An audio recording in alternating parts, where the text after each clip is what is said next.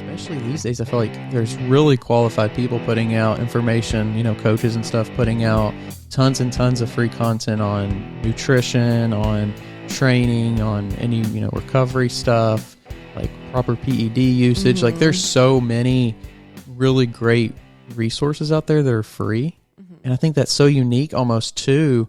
Like there's a ton of stuff in general, but bodybuilding, it's almost like you look at like the seminars, the posing stuff, the, you know, the judge feedback, like that's of course, because you're going to a show, but like they could easily be like, hey, you want this feedback? Then pay an extra fee. But like, there's so much free stuff out there with bodybuilding. It's really unique. Yeah. I think people are like really open to like giving advice, and like, if they have an education and background in it, like they want people to get like the right advice, because there's so much out there that's just like information overload. Like, so as like a newbie, like looking, you know, online and trying to figure out, like Googling like best way to lose 40 pounds in 3 months or whatever, like you're going to get like 10 different ways to do it. And like one of those could work, or you could get some like advice or just go hire a coach, honestly, that has done it and is, which like whatever I said, 40 pounds in 3 months is maybe not super sustainable, but yeah, it really is like information overload for sure. I could be wrong on this, but I think the first bodybuilder I even talked to on the podcast was an FBB pro, and I was like, I had no idea what that even meant at the time. I was like, is that, I think that's a good thing. Yeah. So I was like, oh, let's get him on the podcast. Cool. Yeah, you're a pro. Let's talk. It's so different than any other sport. You are at an elite level, but you're also just like this person who decided to pick this thing up and then do it really well. Yeah, absolutely. Like bodybuilding, you can pick it up and put it down anytime you want. Like all the masters classes, I think is so cool. Like there was at NPC Universe, I was live streaming to watch one of my teammates, and I was like, there's so many masters classes. Like it was hours of like 65 and over, and like these women, like they are in shape, like they are not messing around. Like they looked just as good as like a 20-year-old that was up there. So it really is like it's a sport that you can get into at any age, and it's for everyone, I think. Yeah, I was actually talking to somebody before you got here, and they were like, the way they got into bodybuilding, they saw this 60-year-old on social media, and they were like, is that a 60-year-old? You know? And they were like, oh, I want to do that. I want to like be like that. It's so inspiring. It really is. Cause like you're never too old. It's never too late to like take your health seriously. Like even outside of bodybuilding, like it's never too late to get back on track. It's never too late. You're never too old. Like it really, yeah, it's a cool sport. It is. And how did you actually get into it? Yeah. So my story is I grew up riding horses and competing horses. So I was always like pretty active, as a kid, and I was able to try a lot of different sports and stuff. And then when I got to college, I actually ended up gaining a lot of weight my senior year. Just like really got into some snacks, and, I was in a program that was like very demanding, in school, that was like National Student Advertising Conference. I think that's right. Maybe I messed that up. We'll see. But, and we got to like present an advertising. That's my degree is in advertising. We got to present in front of a real client. So that was my last semester of senior year. And it was like incredibly demanding. Like we were there. There was one time I was telling my mom the other day, I didn't sleep for 3 days because we were up working on this project. I'm not even kidding. That's nuts. And then I tried to lay down to sleep, and like my eyes twitched, like I couldn't. So with that, and like it was really just, my point is like it was like the perfect storm of like these are all the factors you need to gain weight, like stress, no sleep, eating bullshit, not getting enough water, not understanding nutrition on top of that, and just like not living a very healthy lifestyle, like going out and drinking because I'm stressed that I have to do this big thing. So like the one free night I get, I'm going to go party.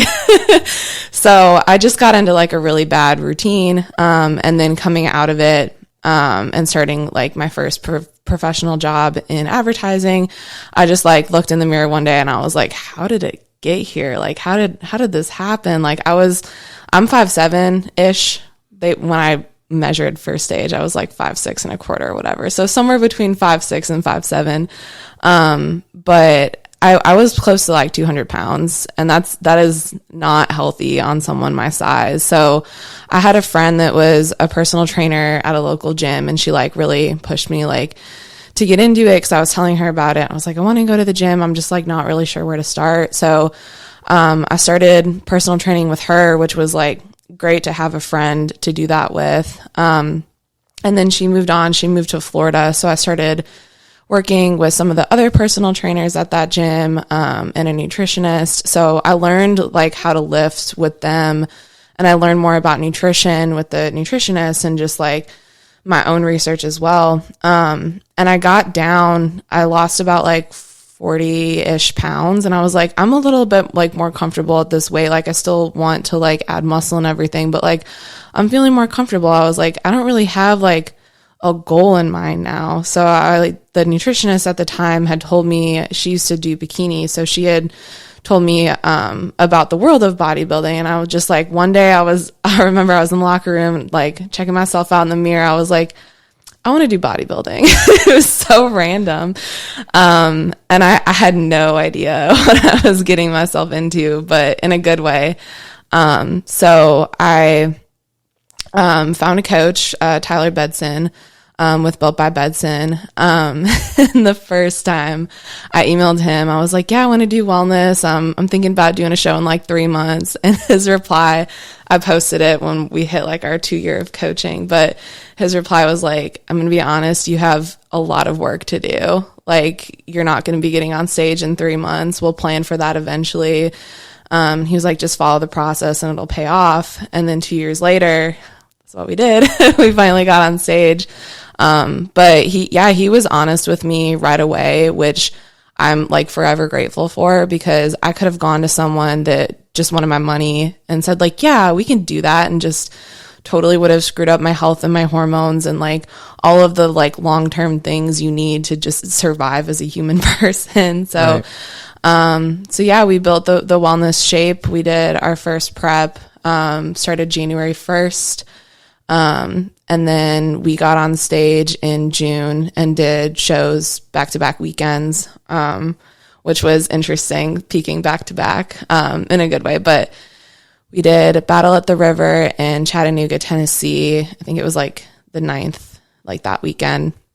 And then we did the Hoosier Flex on like the 17th, so it was like a week later in Indiana, in Fort Wayne. And we did very well. I won all my classes, and then we ended the year on the Open Overall Championship at the Hoosier Flex. And it was super, super cool at that one, because we had another Bedson client in the Open Overall, Hunter Killian.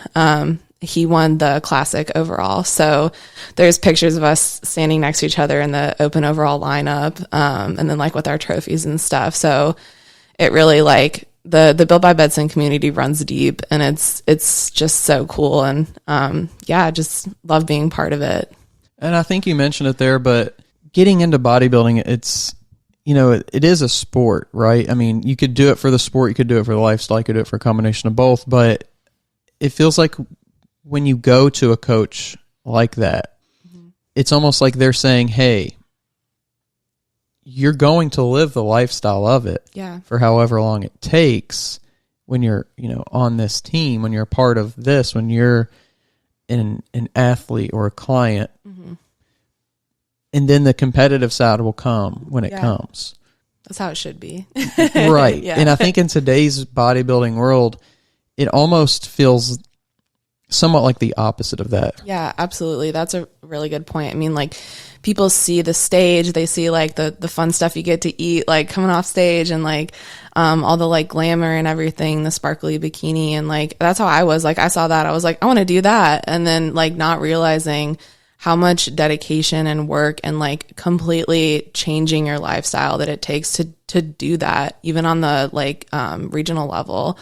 It really is about the process. It's about the lifestyle, and you have to love that part of it, because like you're on stage for maybe like a minute at most. Like my first show, you do your your height class, and then you do your novice classes. So like collectively in that first show, I was maybe on stage for a minute, and that's it. So like, do you want to like just have that minute just to have that minute, or do you want to like really love the journey? Like there's so much more behind it to get there and to get up there and feel proud. And like, if you put the time in and if you work really hard and if you can get up there and say like, I have done everything possible to bring my best to this, like you're going to feel so proud. And it's such a cool feeling. There's nothing like it. Are you struggling with the common challenges of marketing and managing systems?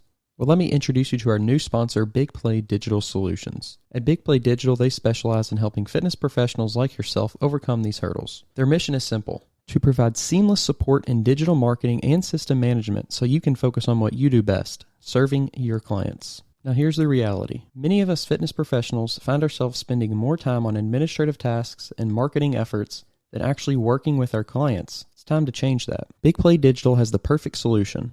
First, they create and execute effective digital marketing strategies tailored to your needs. From boosting your online visibility, attracting the right clients, and boosting retention, they've got your back. SEO, email marketing, social media marketing, content creation, they've got the expertise. But that's not all. They also offer comprehensive system management solutions. Their business management software, specifically designed for the fitness industry, streamlines processes, automates administrative tasks, and enhances client communications. More time, less hassle. The result, a more streamlined, efficient, and profitable fitness business that can compete effectively in today's digital landscape. Sounds like the solution you've been looking for, right? So if you're ready to take your fitness business to the next level, I encourage you to connect with Big Play Digital Solutions. They'll tailor their services to meet your specific needs and help you succeed. Don't miss out on this opportunity. Empower your fitness business with Big Play Digital Solutions. Connect with them today.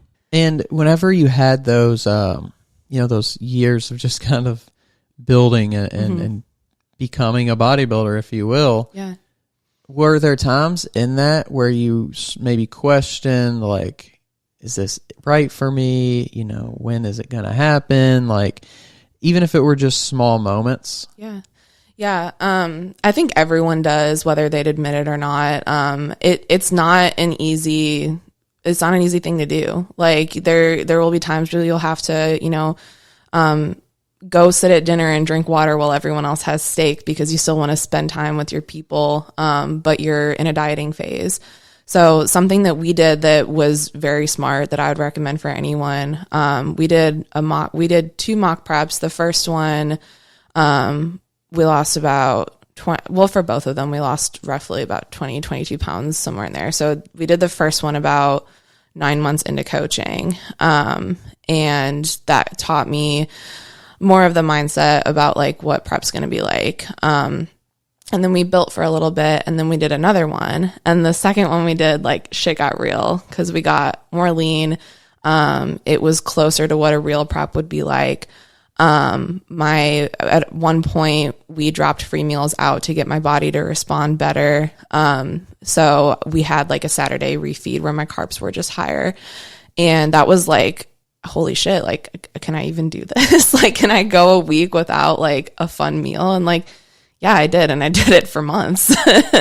So I think that, there's moments where you're kind of in the trenches and you're like, is this even worth it? And you just have to come back to the goal. Like, why am I doing this? Like, what's your why? And like, for me, I just think about how unhappy I was when I had gained so much weight. And like, I think about my mindset in those moments and who I was back then. And it kind of comes full circle for me. Like, I'm doing this for her. Like, she would not believe, like 200-pound Claire wouldn't believe that we're getting on stage in a few months. And you just have to really lean on your why. And I think if your why is not strong enough, that's where you see people quit or they'll go cheat on their diet, that kind of thing. So yeah. When you went into that first mock prep, were there fears and anxieties and maybe a mental kind of like, oh shoot, going on here?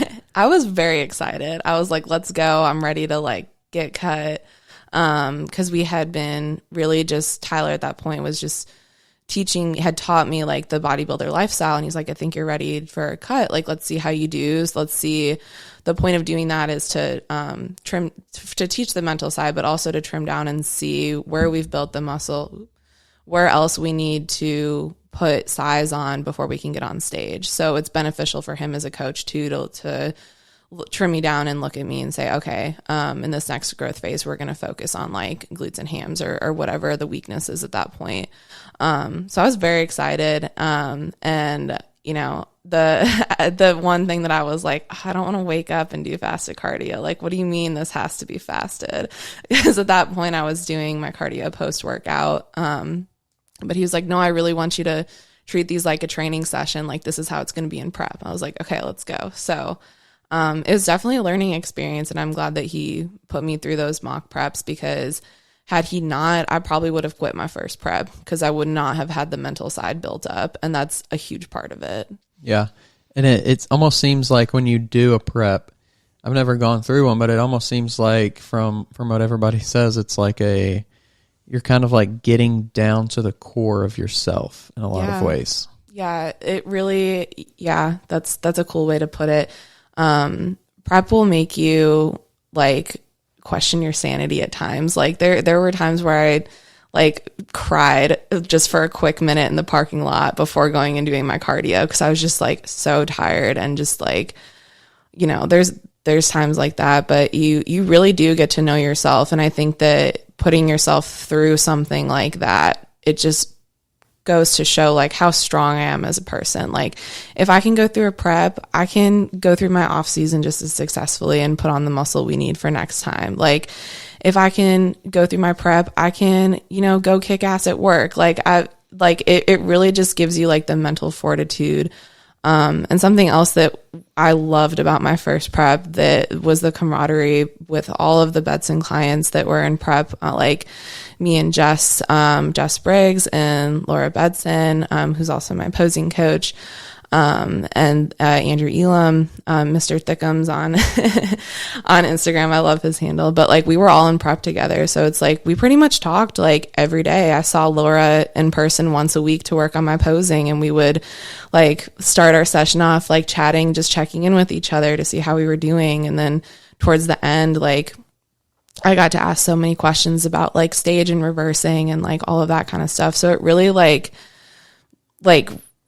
I mean it when I say like the Bedson crew runs deep, because we were all in prep together, and it made it so much less lonely. Because like bodybuilding, I've said before, it's an individual sport, but you can't do it alone. Like, you have to have the community behind you, and you have to have the support too. And getting out of that first mock prep, was that challenging at all for you? The first one went pretty smooth when we started reversing, because we got like lean-ish, but we weren't anywhere close to stage lean. The second one was harder because I had my free meals off plan for a few months, and then in the last week he bumped my cardio up and gave me a burger and fry refeed. And there's like pictures of me like eating that burger and fries for the first time in probably like 6 months or something. And it's just like life came back into my eyes. He was like, okay, do this for one more week, and then we'll get your food going back up, and we'll grow for a little bit. And I had one episode where we had a movie night with some friends, and I just like snacked. So I, you know, and when those things happen, you have to be open with your coach. And like, I'm going through a reverse diet right now, and this one is like even harder than the last one because we got appropriately stage lean. We can all get a little more conditioned, of course, but it was the real deal. So this reverse is the real deal, and it's hard. It's really hard being restricted for a long time, and then being able to have, you know, free meals back in. And this time we were able to keep a burger and fry in once a week at Five Guys. So that was like the highlight every week. But it is hard when you're restricted, but you just like, the biggest thing I've learned from it is you have to keep the prep mindset and the discipline, which is something that I'm still navigating. Did you find it easier to stay on track for the, you know, quote, real prep because you did have that real end goal Yeah, well, I would say the goal's always been the same. Like the end goal's always been the same. So even in my mock preps, like it was still like I'm gonna get on stage one day. I have to do this so I can get on stage, and that I kind of thought of it as like a test. Like Tyler's testing me if I can actually do this. If I fuck up now, he's not gonna let me do a real one, and that's like what I really want. So the mock preps were challenging because I didn't know like when they would end. We hadn't really discussed like the end date. It was kind of like it's going to end like once we get roughly into this weight range, or like there was towards the end of the last mock prep we did, he was like, okay, we're going to do this for about 4 to 6 more weeks. So I had like a rough idea, but that was the hardest part about those is not knowing when they were going to end. So it made some of the hard days like feel like it was never ending. But I took them both like just as seriously because I felt like I was being tested and I wanted to prove that I could do it. Right. So, and then gaining kind of that experience of going through the mocks, did you, when you did have to get into that real prep, mm-hmm. what was going through your mind for that? Like, was it mostly like thoughts about the prep? Was it thoughts about the show? Like, what was kind of going on in your head when you first started that real one? When I first started the real one, I remember thinking like, I've done this before and I can do it again for real this time. And I just like took it just as seriously.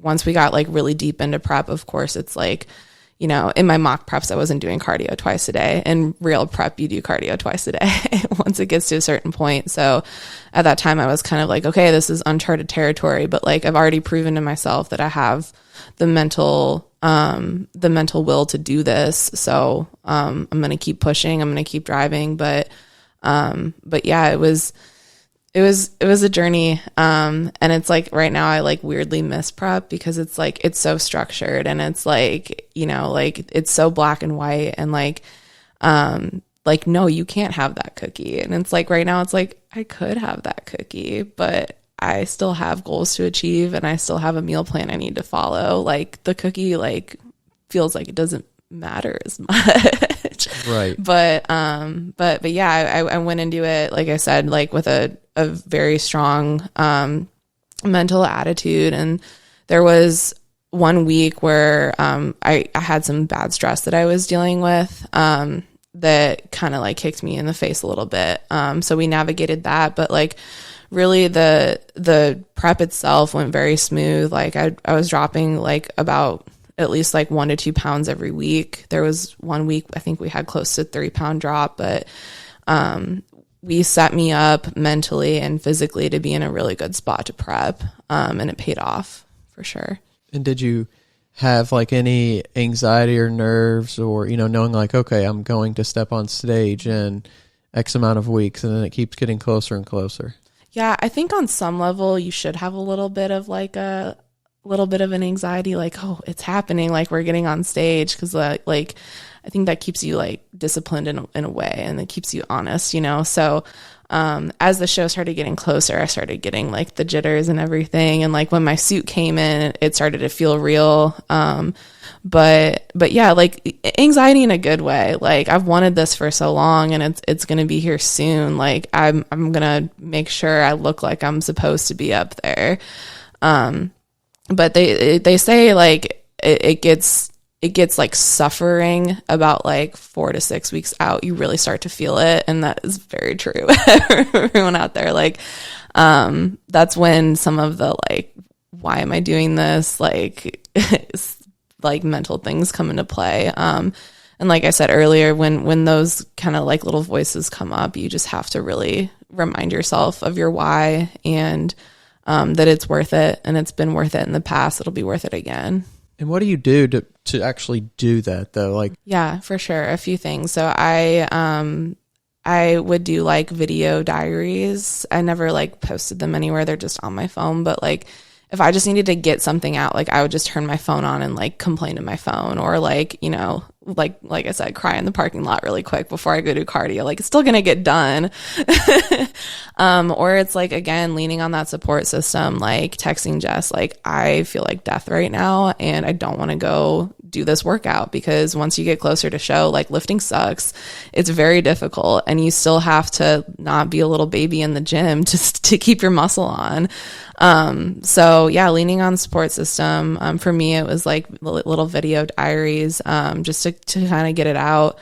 And then I think pictures is a good one too. Like there were times where I'm like, man, am I even like, I feel like I look the same. Like I'll go back to like my first ever progress picture that I took when I was close to 200 pounds, and I'll put those side by side, and I'm like, yeah, okay, I'm good. I can go do cardio. It's fine.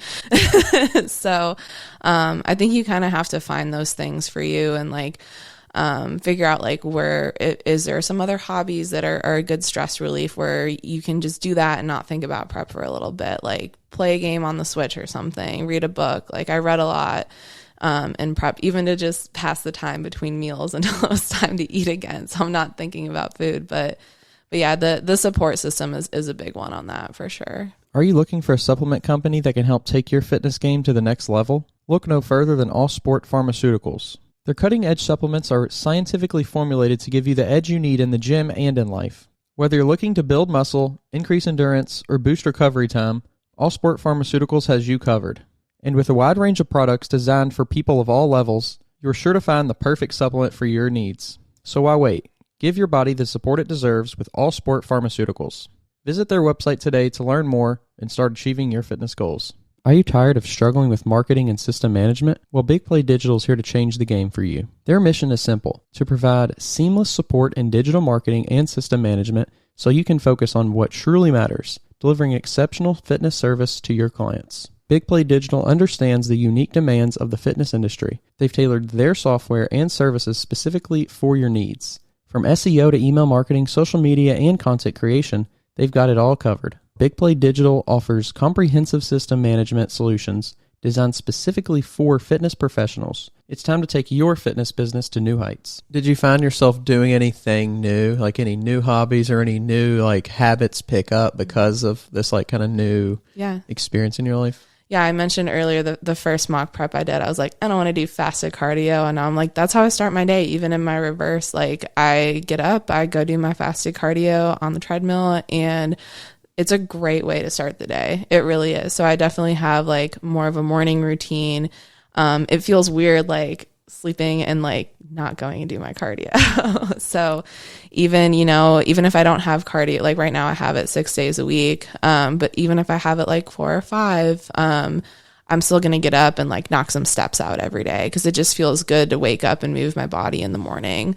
But definitely reading too. I joined a book club at work that kind of lined up with prep, so I started to read a lot more.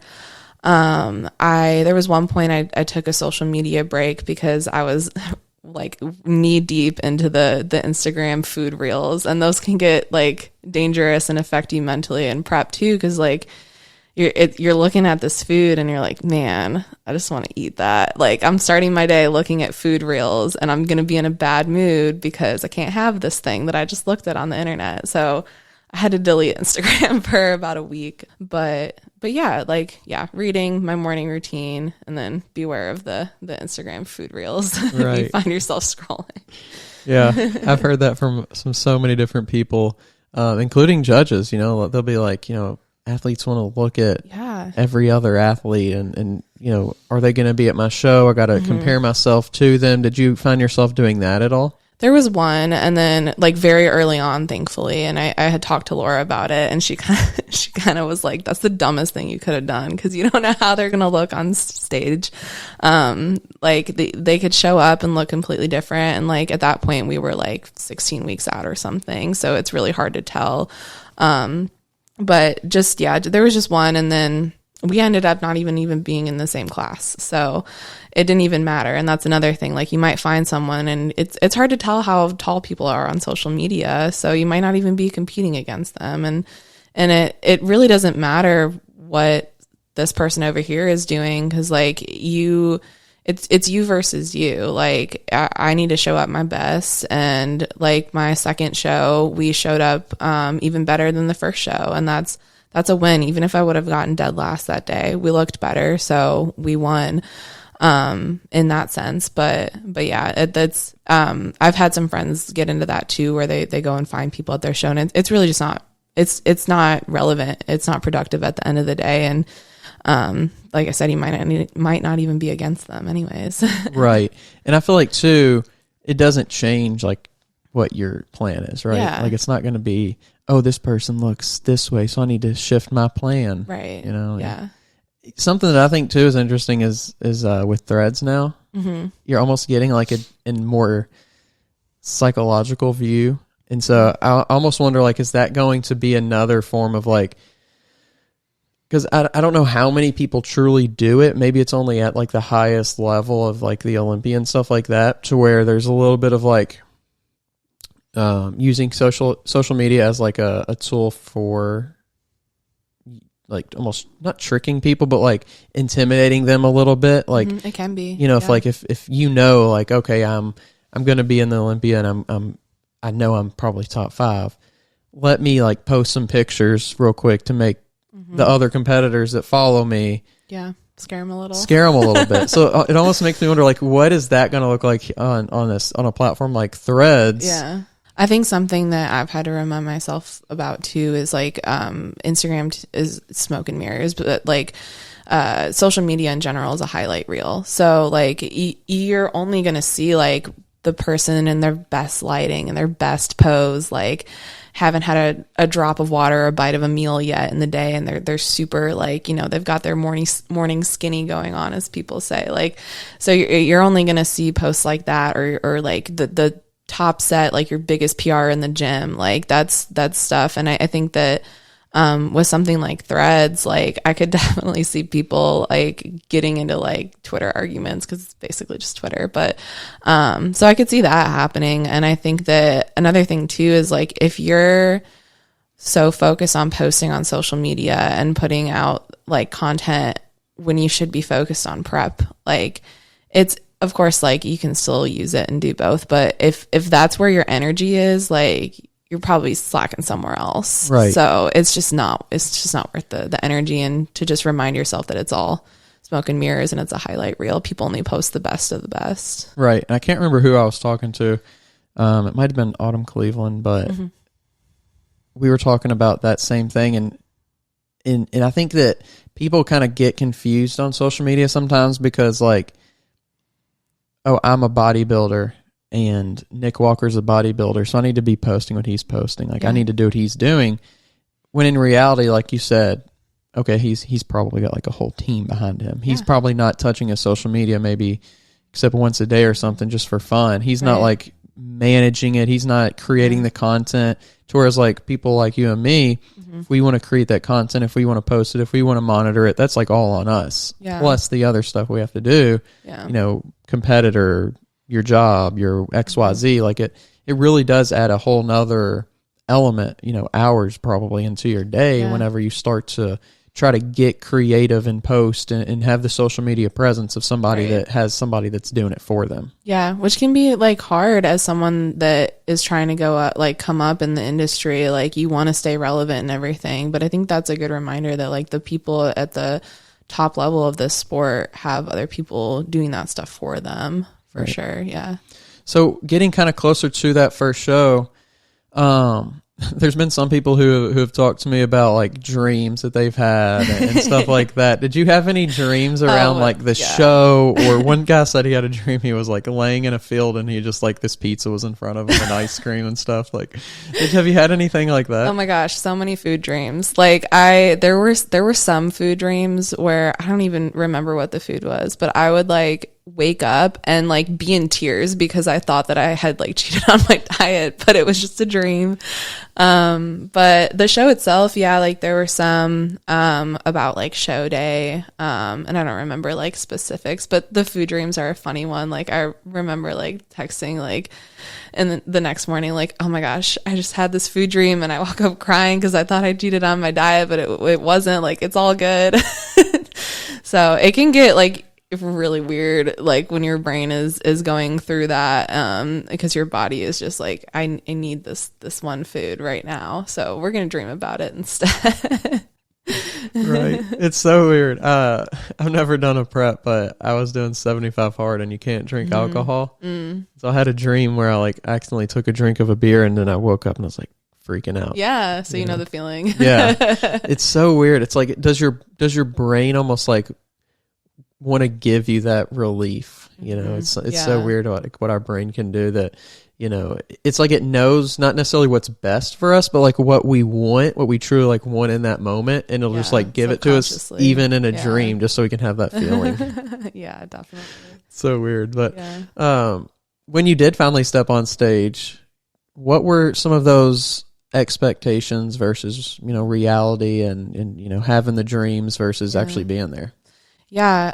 So on my check-in form, I kind of made a little section myself where I list my goals, and like right now it has like a list of like events and stuff we have coming up and like our plan for that. So, I kind of just dump a bunch of stuff in there, but one of the goals, that I think the question does ask about goals, but anyways, the one I had listed there from like the first month or whatever that I started with Tyler was to win my first wellness classes. And then once we got closer, we talked about timeline. So then it turned into win my first wellness classes in spring of 2023. And nail my posing was another one. So working on that with Laura and going to her for 6 months, once a week, every Tuesday morning. But so I had those expectations of myself going into that first show. And it's cool because when you do your first show, you get to do novice, which means that I think it's your first year competing.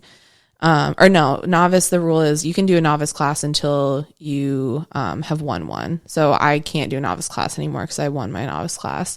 And then true novice is your first show. And then your open class is like your height class against other people. But anyone can sign up for that. So I was like, I just want to, like, as it got closer, I was like, okay, I know I'm going to be against other people in the open. Like, I just want to win like my novice classes. I don't think I adjusted it on my form, but I was like, I think that's a good goal. Like if I lose in open, that's okay.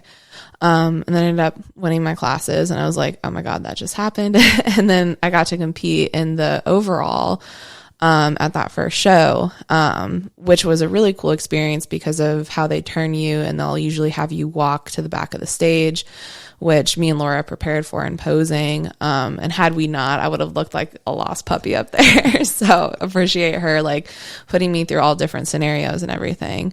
I didn't win the overall at that first one, and the girl that did like was the clear winner. Like she looked incredible. Like I told, Jess was at my first show, and I told her, I was like, if I lose to her, like that makes sense. Like she swept, like she won all of her classes and she got the overall. I was like, no one beat her that day. So, that was a really cool experience. And I just had like so much fun. And that was like, probably should have been a goal that was on my sheet that was like, have fun at my first show. And I didn't really like feel that until I was backstage. Like, one of the girls in my open class that I was competing against, Jenny, like we were like besties backstage. And I think that that's really cool because like some people will be back there like kind of glaring and stuff. And that's just not cool. That's not necessary. Like you're just being a bad sport. And it's like, why are you out for blood at a regional level show when it's not even up to any of us? Like I can't look at all these girls back here and be like, I get first, the rest of you get last. Like that's not, it's up to the judges at that point. Right. So yeah. Yeah. It's so weird because unlike a lot of other sports, bodybuilding it's completely, I guess you could look at it two ways, but in my head, it's like completely an offensive sport, right? Like you can't manipulate what somebody else has done in their training and their diet and any aspect of that leading up to. You can't really manipulate, I guess psychologically you could try to manipulate during the show, but like there's really nothing that somebody else can do to make you worse than what you have chosen to bring to the stage. For sure. And if you're worried about what other people are doing, like ask yourself, what do you need to do to beat them? Like that should be the question in your mind. Like if you really do need to focus on someone to get through a prep, like it should be, what do my actions need to be so I can beat this person? Or maybe you've competed against them before and you want to, make a comeback or whatever. So yeah, for sure. And having that experience where it's like, oh, this person kind of deserves to win. Like their heads and shoulders are at least noticeably better than everybody that they're competing against. Do you feel like that's a little bit easier of a pill to swallow, or the pill of like, we're both so close and either of us could potentially win this? Yeah, I would say that, I kind of had an experience with both sides of that. The first show, like I mentioned, she clean swept, like she won the day for sure. And then my second show, there wasn't a live stream. So it was really hard to get where my parents were sitting. It was hard to get a good video of me and the other person I was competing against for the overall and pre-judging, because they brought us out to compare us because we were the only ones in our classes. But it was like, that's who I was going to be against at the night show. So like me and Tyler are talking and he's like, it could go either way based on this angle. And like, that was hard to hear, honestly. And then we got some other pictures from Hunter's mom in the crowd, and he was like, based on this, it's not even close, but it could still go either way. It's subjective. So I like was trying to take my nap between prejudging and finals, and I was just like going through it like, okay, what do I need to do to beat this person? Like I think it's a little bit more difficult when they're saying, you know, it could be close, it's subjective, like we're not sure which way it could go, because like at that point it could be something as small as like I tripped a little bit and now I'm in second place. So yeah, nailed everything and snagged that overall, thankfully. But it was a little bit of a mental game between prejudging and finals that day. And when it does come down to presentation, you know, between two people, maybe, does it make you, or did it make you, and I guess it could be different as, you know, get more experience, but does it almost make you feel like you need to like stick to what you know a little bit on the presentation side, or maybe try something a little bit risky to gain that advantage? I would say you don't want to throw anything crazy day of. But if you're making your routine with your posing coach, or if you're working on it by yourself, like play around with some of the poses, like flip your hair from this side to this side. Maybe it looks better the other way. Like, we changed my front pose. Like I've been working with Laura for 2 years now. And the first front pose that we did was like the Alexis Adams, like alternative front pose, you could call it, for wellness. And then once I like gained some glutes and like some more quad, and my body started to change, we tried like the more like traditional front pose that you see everyone doing. I guess you could call it like the standard now. And we were like, okay, this we have to use this one, but we want to keep that other one in there. So at the end of my routine, we're going to do a little hip swing and then wave off, and then that pose is still in there. So you can definitely get creative with it, but I wouldn't try to change anything on show day unless your posing coach is back there with you and it's maybe something smaller that you need to sit into your hip deeper on your side pose or something like that. But I think with presentation too, like, you have to know like what colors look good on you, like hair, makeup, like that all comes into play, especially if it's close like that. So I was very lucky again to have my stage mom, Laura, help me pick out the right suit color. Like we did an emerald suit, and then we sat down one day and picked out all of my jewelry that was like a little bit unique, because I wanted something a little bit different. My earrings were super heavy, but they were really cool. So yeah, it can make a difference, and it should. It's part of the judging criteria. And for you, how does the small details, is that something that you are thinking about way ahead of time? Just like wondering, contemplating stuff like that? Or is it something that you're like, I know we're going to be talking about it at this specific point, so I'm just going to wait to think about it until then? I had my suit picked out the day I just decided I wanted to do bodybuilding. And I told that to Kata Apparel when I purchased it. I was like, I've had this saved on my phone for over 2 years. So it was really cool. But like Laura approved the color and everything. If it was like black or something, she would have been like, no, pick something else. And then like this weekend I was looking at suits again for next time and just thinking about the colors that look good on me. I'm very much a planner. Like anyone that knows me knows that I love to plan stuff. So like my heels I got at the beginning of prep so that I could spend 6 months walking in them to make sure that I felt comfortable on stage. The jewelry was probably the last thing we did, and the part that I needed the most help with, because I just didn't know, like, I don't really wear a lot of jewelry, honestly. So like picking out like large stage jewelry, I was like, I don't know what's gonna look good, what's gonna match my suit, like what's gonna look good on me and my skin tone and that kind of thing. So it's fun. I like the glitz and glam side of it for sure. What do you feel like is more of your personality on stage? I think I'm a little sassy, which is good for the wellness class, which is what you want, and that's there's some poses that we worked in that bring that sass. And I just had like so much fun, and I just had the biggest smile on my face. So I think that came through. I think you have to enjoy it. And like when I first started learning how to pose, I like to joke that I looked like an egg because I had no clue what I was doing. And like the more we worked on it for like literally 2 years, that confidence comes through. Especially like my walk needed so much love. So like once we got my walk down, like I just, like I had to think about my posture. And if you present yourself confidently on stage, and if you walk out there and if you're confident, you hit your poses and you look like you're having a good time, I think the judges notice that too.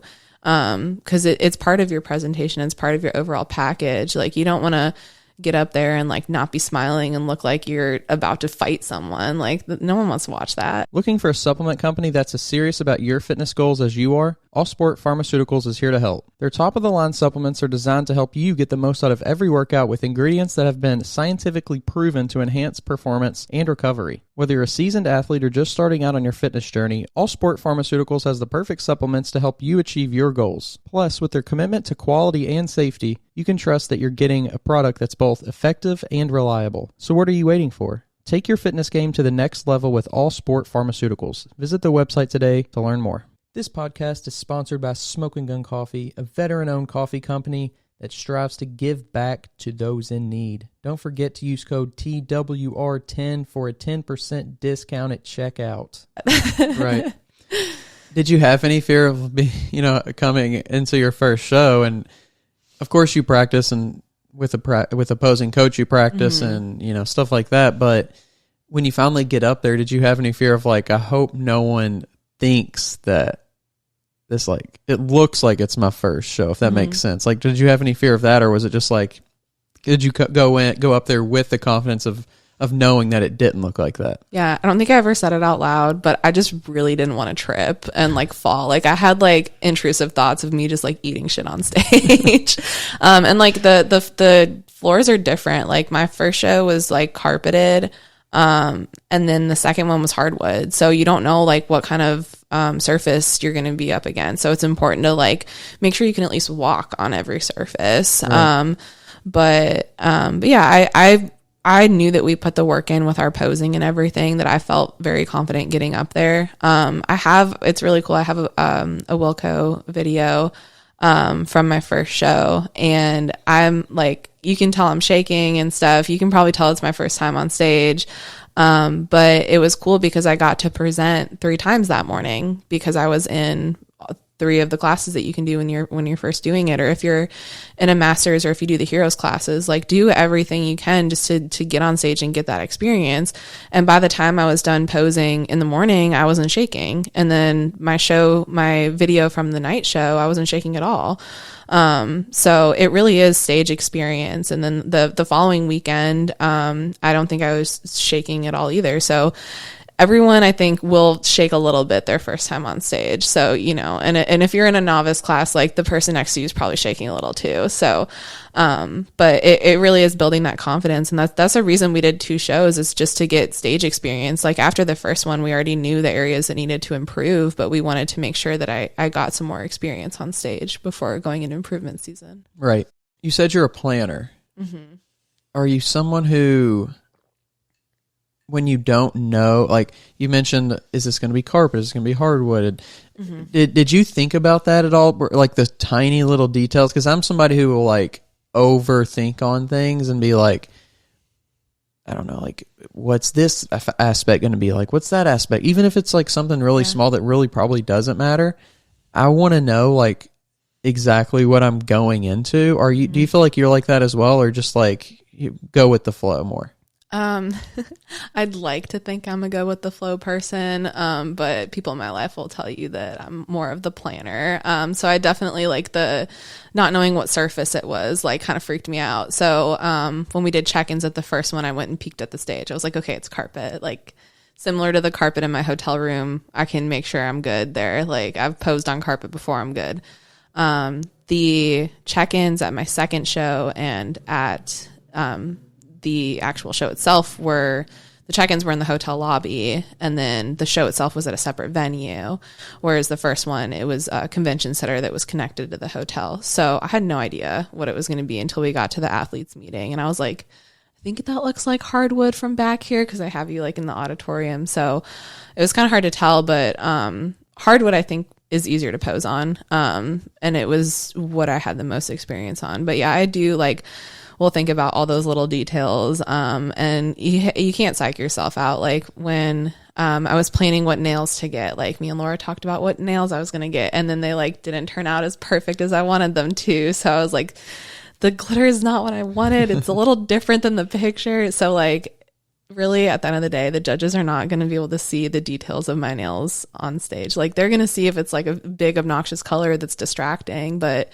it was neutral, so we were safe. But yeah, I think that, you don't want to let yourself spiral and overthink some of the small things that won't actually matter. I feel like I'd be the person that would be like, how many steps are there? Like, because you're trying to like think about everything. I can imagine like on that first show, especially like every single thing is probably running through your head, and then like you miss ones. Like you said, you don't want to like trip. You don't want to miss a step, or you don't like, how many steps is it to, the last step of getting on stage to where I need to be? Like that literally is like my compulsion of like having to like know the fine details. You're like, can I just like practice really quick before anyone else touches the stage? Thank you. Exactly. The control side of that is like you've controlled all the variables you can up to that point, and like sometimes like there might be things on show day that are out of your control, So I think that's kind of where you have to get in more of the go with the flow mindset. And I was very lucky to have another competitor and Jess backstage with me at my first show. Tyler and Laura were in California doing her pro debut. So they were very kind to send Jess backstage with me and to pay for the coach's pass. So I, again, would have been like a lost dog had she not been there. I would not have known when to pump up, when to have like my pump up candy, and like when to, line up and stuff. You have expediters back for that too. But having her there on that first one really set me up for success on the second one, where I kind of just managed myself, and I showed up where I needed to show up, and I got on stage, and it went really smooth. And then another part of that first weekend, like because of the time difference, like Tyler got up at 3 a.m. California time. I told him he was crazy for doing this. He got up at 3 a.m. California time to check in with us at 6 a.m.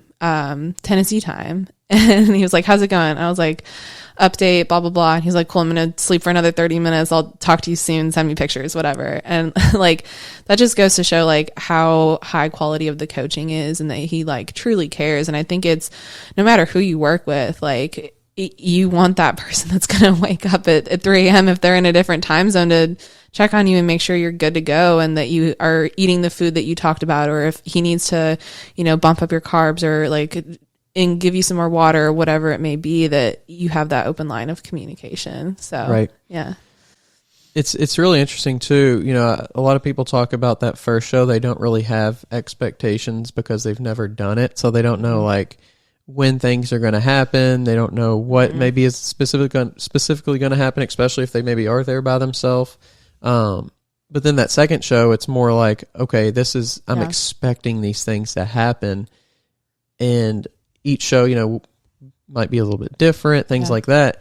Going into that second show, did you feel any different about like, just because you had that a little bit of experience on your belt, just to kind of like knowing okay, I need to generally line up around this time and all those kind of things. Did you feel a little bit less of pressure kind of, or more maybe? Yeah. I don't know that pressure is the right word, because I definitely like put pressure on myself just all the time, but I felt less nervous. So like I knew when I got backstage that my job was to put my feet up and chill. And I knew which class to listen for when I needed to start pumping up and eating my pump up food and getting ready. I knew the right questions to ask the expediters. I knew that I had to go get glazed before I could get on stage. I knew that after I got my glaze, I couldn't put my jersey back on. Like I had to just stand there. And so you want to do that as close as you can to getting pumped up. But I was by myself backstage at the second one. And then my family was in the audience, which was really cool to experience that with them. But yeah, I think that each time you, again, just gain more stage experience. And I'm very thankful that I had the people backstage at the first one, because then I was able to do it on my own at the second one. Right. For sure. And, you mentioned just the coaching in general and stuff like that. But what has it been like working with, Tyler and Laura?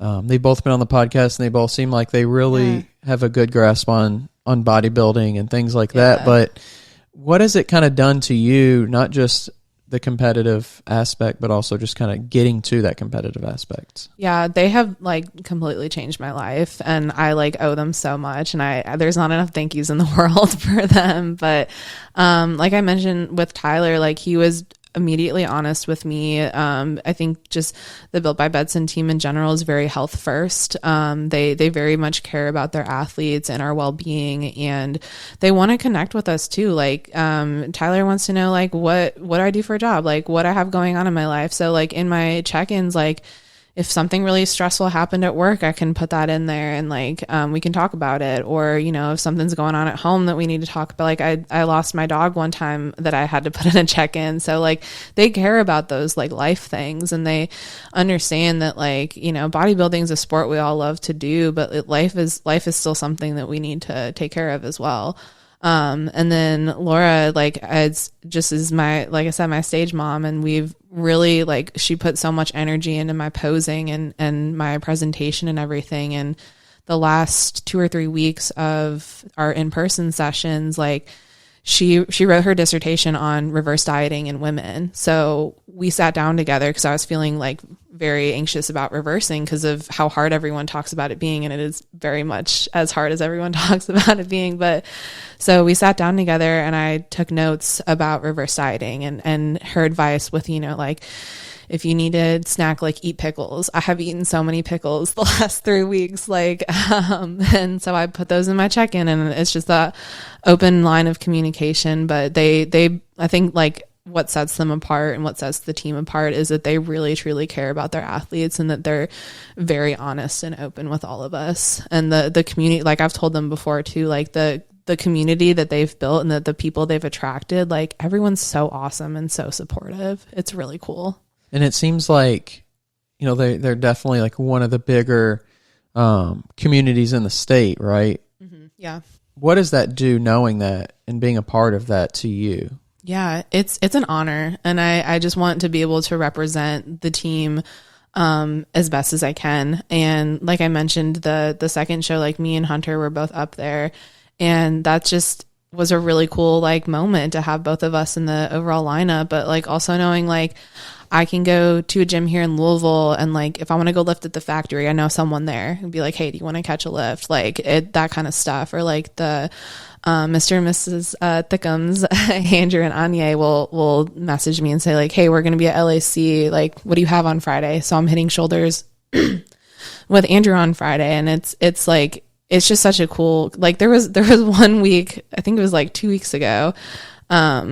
Like everyone was at LAC. Everyone just showed up, and we all had glutes and hams that day. And it was so funny because it's like, there's a picture of like 10 of us that had lifted that day. So it's just, everyone's so nice. Everyone wants to see each other do well. Like there's no drama or anything like that. Like it's just, we're all just cheering for each other, and we all just want to see one another get better and do the best that we can. It's like I said, it's an honor and a privilege to be part of the community. Yeah, absolutely. Something I think would be cool is like bringing those different coaching communities together for some things. I think that would be really fun. I think you see that a little bit at like the posing clinics. Like I went to a posing clinic.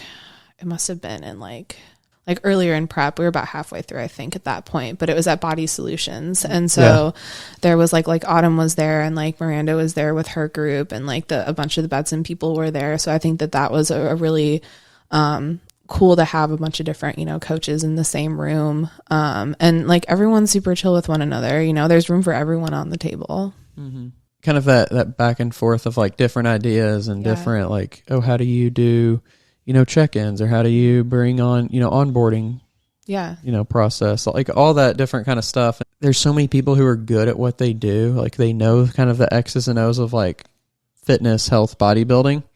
But then do you also have that sense of like knowing how to set things up? Do you know how to like create a business and make it sustainable? And I think there's a really cool opportunity to like join another person who does know how to do that. Yeah. I think one of the things that's kind of like the college of bodybuilding, if you will, is like mentorships. And I think there's so much value in that. Like one of my goals listed on my check-in is to do one of the basic mentorships with Tyler. And I think you see more and more coaches, like just for my own benefit. Like I don't see myself getting into the coaching side of things, because this is like my fun hobby, like that part of my life. But I mean, a lot of coaches offer mentorships, and I think they're incredibly valuable to learn from someone who's had that real life experience that a textbook can't teach you. On a coaching side of things, like everyone you work with is going to be different. Everyone's going to need a different coaching approach. Like Tyler knows he can't call me a little bitch because I'll cry, but he's got some dudes that need that. So yeah, I think that it is important to learn, like, and just from the people who've come before you that have mastered the craft, that can pass something down to you that you can take and learn and make your own, and then pass the torch to the next generation. Yeah. It's, bodybuilding is in a really unique place right now, I think, just with the potential that it does have to kind of become more like established and more of an option, whether that be from an athletic perspective or, a coaching perspective, just like, in fitness in general, I think too has over the last like 4 or 5 years with online stuff becoming more available, and like people wanting online more than in person. Yeah, absolutely. And I think the online coaching is really cool, because like as a client, like if there's someone out there that's like, oh, I want to lose weight, I want to do this, and this, like you have the resources to do that. Go hire a coach. Like there's no reason not to. Like you can get jacked in your living room if you do it right. Like go on a walk outside for your cardio. Like there's plenty of resources out there for people that want to get into shape and want to make fitness part of their lifestyle. Like it is a click away. Like you can hop on that anytime. Yeah. And kind of looking back at the last several years for yourself, what do you think has been some of those things that you've learned about yourself along the way? Yeah, like I said, one of the biggest things is like I can mentally do anything basically, because I've went through a prep. I did that and I stayed mostly mentally sane. It has made me so much more mentally strong. Fitness and health is that much more important in my life. And I think something that people don't realize is like, you're not just going to the gym to lose those 40 pounds I mentioned before I hired a coach, and before I decided I wanted to do bodybuilding. Like it's not some short-term thing. Like this is a lifestyle like that you're committing to for the rest of your life, so that you can live healthy and so that you can run around with your grandchildren one day, and that you're not, sitting in a wheelchair at 50 years old, overweight. Like it's a long-term thing. And I think that level of, it's almost a maturity thing, like understanding like this is going to be a forever thing, and I'm committing to that. Like that was a big change for me. Cause I think it's very easy for a lot of people to, crash diet and to think, I'm just going to diet for a few weeks so I look good for my vacation coming up. And then I'm just going to go back to normal when it's done. Like I had people asking me coming out of prep, like, are you going to go back to eating normal now? And I'm like, my normal is very different than your normal. Like, I'm going to go back on my meal plan and I'm going to get sweet potatoes and some post-workout cereal. Like, that's back to normal because I didn't have that in prep. But I'm not going to go eat McDonald's every day, like, or, you know, so I think that defining like what normal is and like understanding like what is important in your life. And for me, that's my health is huge, so much more of a priority than it ever was before I started getting into the gym. And I think that if you want something bad enough, like, you're going to work for it and you're going to make it happen. We all have the same 24 hours in the day. I'm going to wake up a little earlier than maybe the person that lives next door to me so I can get my cardio done and that I can go do my lift. I'm going to make sure that I sign off at 5:00 on the dot so that I can get my lift in and spend time with my fiance at night. Like, there's time to do it. And if it's important to you, you'll make time for it. Yeah. It almost feels like, and maybe you can relate to this, and it kind of something you said, eating normal and are you going to go to McDonald's and all those things. And you mentioned like that health has become more of a priority. Yeah. But it feels like to me that ignorance is bliss. And absolutely. that the more that you know, it almost becomes heavy. I almost feel like I'm jealous in a way. And I've lived that life. And I think for me, like, I totally hear what you're saying. I think with that, like, knowledge is like power for me, but you also have to like find moments where you can let go of that a little bit. So like, if you're going on vacation, like, please don't count your macros. Like, do that when you get home.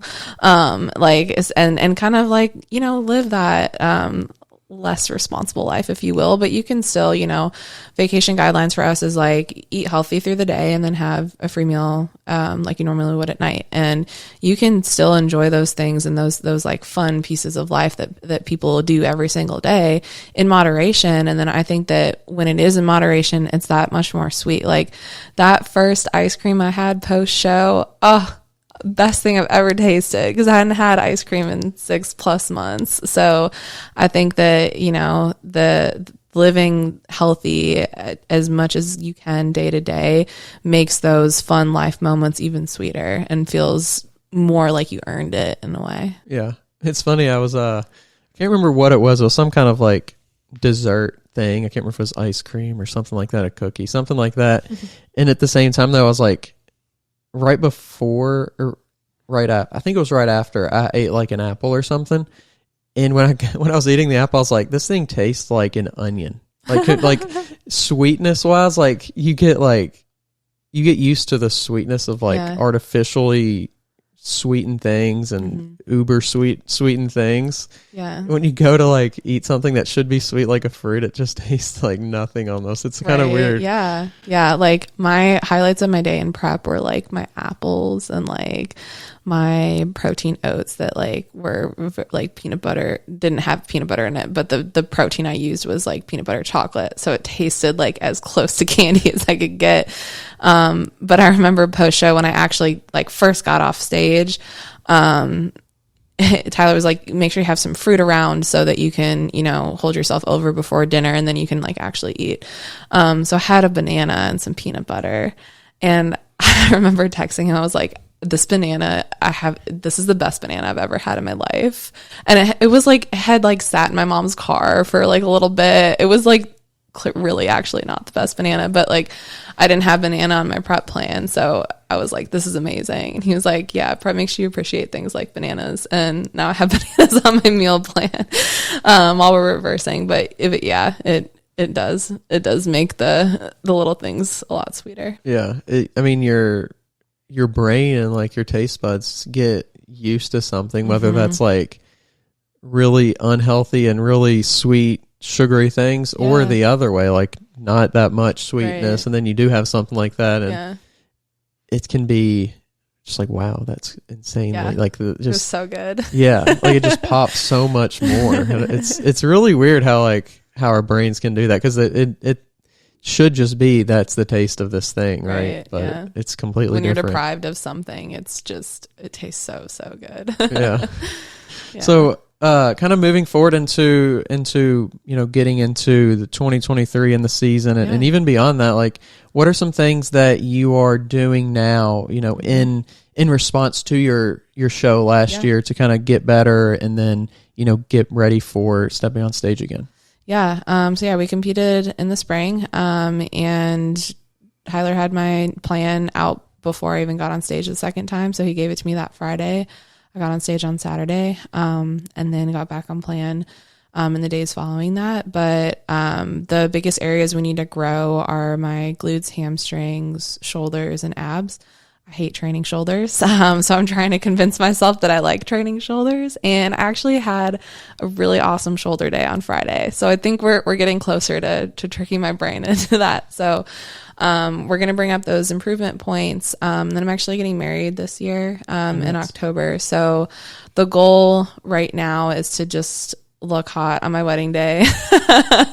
That's the short-term goal. And then of course, long-term, bringing up the improvement areas. And then we'll get on stage when he says it's time. So yeah, don't be afraid of the long off season. It's worth it. Yeah. I mean, coming off of 2 years, I'm sure. Yeah. Like having even just like, if he was like, oh, we're waiting another year, that would almost seem, I feel like it would just be like, okay, that's no big deal. Yeah. 2-3 years, whatever he says, that's what we'll do. And you said it was kind of like it was your hobby and stuff like that.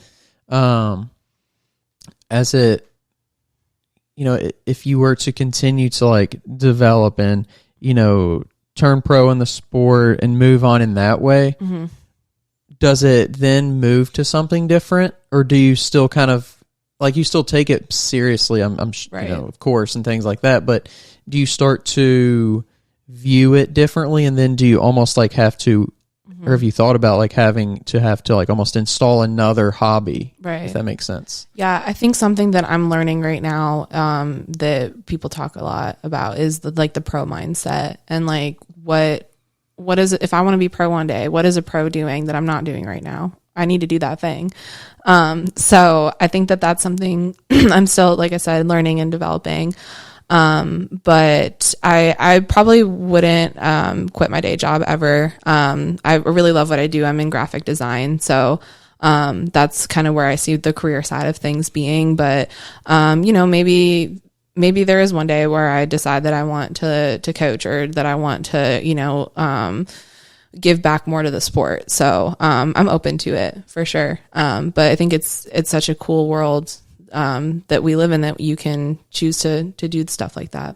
Social media even can, being a part of bodybuilding and having social media, just extra exposure, maybe, sponsorship, or like just having some sort of partnership in that way to where, you're already doing it, you like doing it, and then you can benefit from that. And I know that there's Olympians that like still like are nurses, and like that's what they do day to day, and bodybuilding is kind of not on the side, but it's just another piece of their life.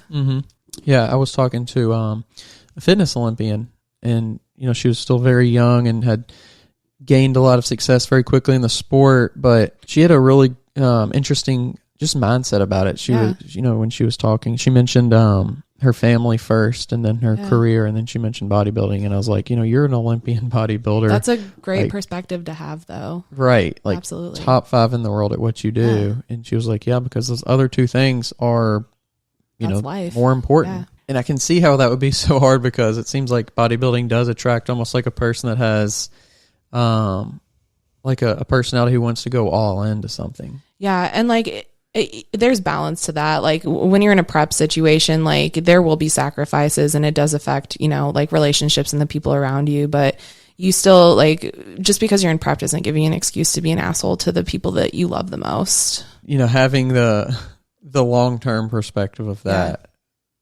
and especially at such an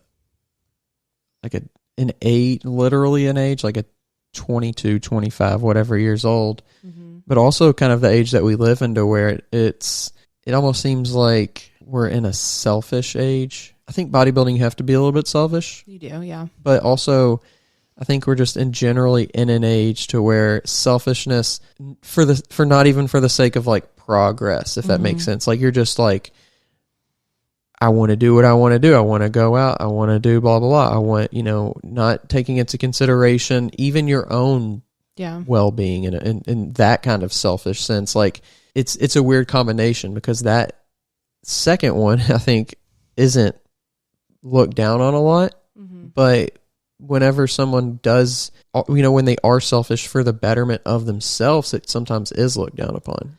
Yeah. And there will be people that don't understand. Like there's people that I have cut out of my life because when I adjusted and started making my health a priority, like the way that they were living and the things that they were doing didn't align with me anymore. And that's okay. Like we grow and evolve as people. So in that sense, like I was selfish because this is how I'm reprioritizing my life and you don't fit that anymore. So we got to go. Yeah. I mean, the people that, the 5 people or whatever they say that surrounds you. Yeah, I love that. Ends up being, the person that you become. Absolutely. And having, surrounded yourself with people like, Tyler Bedson, Laura Bedson, and the community that they have built, it seems like there's just so many really cool people, and I've had the opportunity to have a few so far on the podcast. And I'm actually having, I don't know if she shared it with you or anybody yet, but Jess on. Yeah, she did. Yeah. Yeah. In She's September. like one of my best friends. She's going to be up at my wedding standing up with me. So that's the community you want to be in, to surround yourself with so that you can be successful in this sport. Because like I said, we all cheer for each other. We all want to see each other do well. I'm going to buy the live stream so I can watch your show from my living room or like while I'm at work. So, it's everyone's awesome. I can't say enough great things about it. You can use social media in 2 ways, right? Like it can be a tool or it can be a distraction. Right. And just being able to get on there and see somebody like post on their story, it's like 4 or 5 a.m. and they're, on their way to do cardio. It's like, that motivates me. That inspires me, not even being a bodybuilder, to just be like, what can I do? Yeah. Like, where can I better myself? That's awesome. Yeah. So, but no, it's been really good chatting with you. I really appreciate you coming on. Yeah, it's been great. Thanks for having me. Happy to come back anytime or find some more people to come. So, really great conversation, and been following the podcast for a while now. So it's like very surreal that like I'm on it now. Well, I appreciate that. And, the support that you have given is definitely, it's really cool. But no, it was really good getting to chat with you. And if you want to, before we head out, share any social media or anything like that. Yeah. My Instagram handle is Claire EEE. So 3 E's MMK. And then I also just started a baking page, like literally last night, which is called, Buff and Baking. So, Interesting. That's where you can find me. But yeah, always down to chat, message. If you need advice, if you want to complain that cardio sucks, hit me up, let me know. That's awesome. I'll put that stuff down in the description. Awesome. And best of luck with the baking. That sounds interesting. It's been fun. It's just for fun. It's not like I'm going to try and go up in a bakery or something, but it's just something I like to do for, birthdays and that kind of thing for my people. So interesting. Yeah. Okay. All right. Well, thank you. See ya. If you're tired of searching for a coach or trainer, somebody who knows what they're talking about and has experience, make sure you go check out the new Coach's Corner on weightroompodcast.com. You can find quality, qualified coaches to help you achieve your goals, whether that's in bodybuilding or just general fitness. Stop wasting time and start achieving your goals today. The link to the Coach's Corner is down in the description below.